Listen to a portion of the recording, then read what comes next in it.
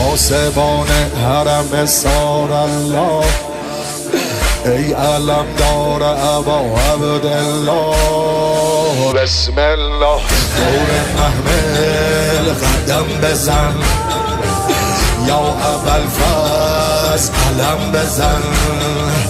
روشنای شب تارم قمر بنی، به تو گرمه دل زینب پسر بنی. ابروباد و مه و خورشید دور قافله میگردن.